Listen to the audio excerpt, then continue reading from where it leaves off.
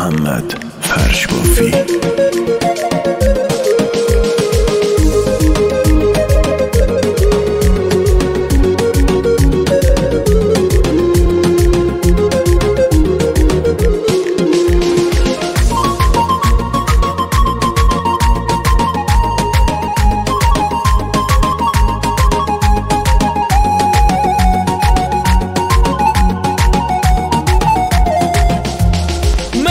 Sen yeryüzüne, güneş kimin gökyüzüne, niye bakmırsan üzüme?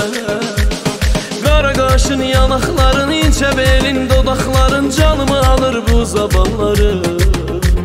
Meleğim sen yeryüzüne, güneş kimin gökyüzüne, niye bakmırsan üzüme?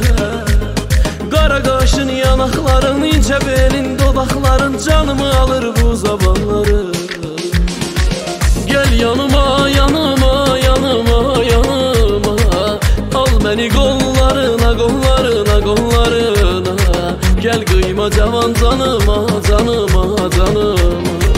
Gel yanıma, yanıma, yanıma, yanıma, al beni kollarına, kollarına, kollarına. Gel kıyma cavan canıma, canıma, canıma.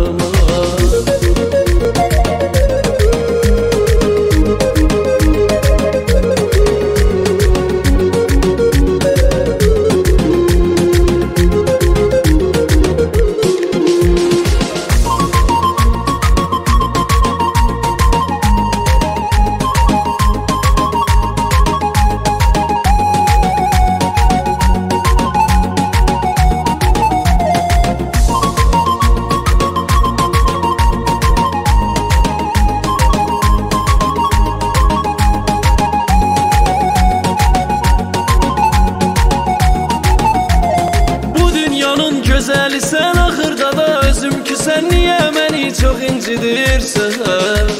Sen at vermişəm Allaha, məni açma uzaqlara, qoy səninlə gəlim qıraqda. Bu dünyanın gözəli sen, axırda da özüm ki sen, niye məni çox incidirsən? Sen at vermişəm Allaha, məni açma uzaqlara, qoy səninlə gəlim qıraqda. Gel yanıma, yanıma, yanıma, yanıma, al beni kollarına, kollarına, kollarına. Gel kıyma cavan canıma, canıma, canıma. Gel yanıma, yanıma, yanıma, yanıma, al beni kollarına, kollarına, kollarına. Gel kıyma cavan canıma, canıma, canıma.